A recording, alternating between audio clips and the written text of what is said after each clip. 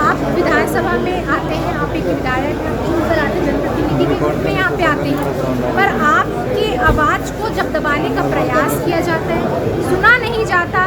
शून्यकाल में हमारे प्रश्न डालने का मतलब क्या है? शून्यकाल में आवाज़ उठाने का मतलब क्या है? कि वहाँ सुनवाई होगी, पर पेपर के माध्यम से पता चलता है कि शून्यकाल जस का तस पड़ा हुआ है, वहाँ पे जाने के बाद वो डंप हो जाता है। तो मतलब क्या है हमारे प्रश्न उठाने का या हमारे सरकार पर क्वेश्चन करने का? उसी को लेकर हमने सदन के अंदर जो है आवाज़ उठाई है। हमारे बच्चों की, जो हमारे राज्य की छात्र छात्राएँ हैं, जिनका भविष्य हम कहते हैं, ये सरकार जो है मैया को सम्मान दे रही है, वो भी दे नहीं पा रही है। छात्रों को जो उनके भविष्य को संवारने के लिए छात्रवृत्ति देनी चाहिए थी, वो भी नहीं दे पा रही है। तो किस दम पे ये दम भरती है कि हम आदिवासी ऐसी सरकार है, हम राज्य का भला करने वाली सरकार है? ये किस दम पर ये भरते हैं?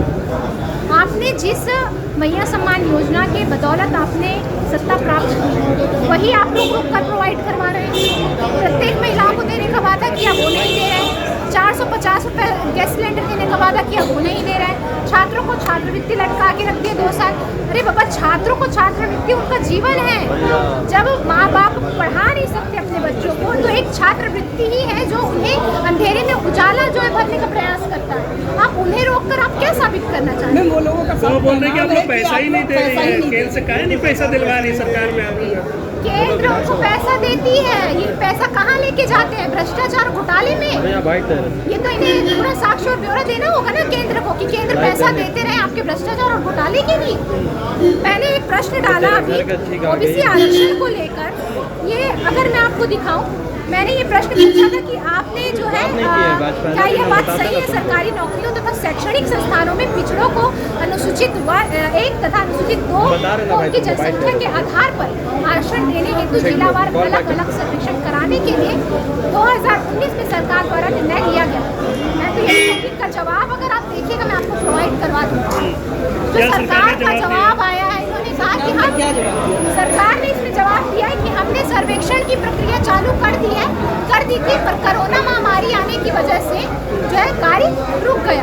तो मैं सरकार से ये पूछना चाहती हूँ, कोरोना महामारी 2022 को खत्म हो गई थी, खत्म हुए कितने वर्ष हो गए? 4 वर्ष हो गए। 4 वर्ष तक आप सोए थे कि आपके सपनों में कोरोना महामारी चल रही थी?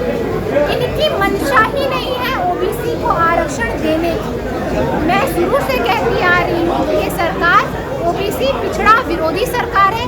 अगर इनकी मंशा होती तो प्रत्येक व्यक्ति का सामाजिक और आर्थिक सर्वेक्षण करके, रिपोर्ट जारी करके, कैबिनेट में लाकर, विधानसभा में लाकर, राज्यपाल से मंजूरी लेकर तो केंद्र के पास आप ये कह रही हैं मैम कि ये सरकार जो है पैसे का ब्यौरा नहीं दे रहा है, जिसकी वजह से छात्रवृत्ति अटका हुआ है।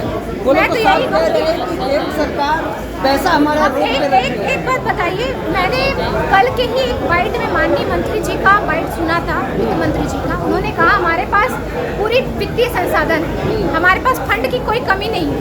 तो छात्रों को छात्रवृत्ति क्यों नहीं मिल रही? मैया को सम्मान रुक रुक कर क्यों मिल रहा है? जब त्योहार आता है तभी मैया को सम्मान देने का आपको याद आता है, बाकी समय आप सो जाते हैं।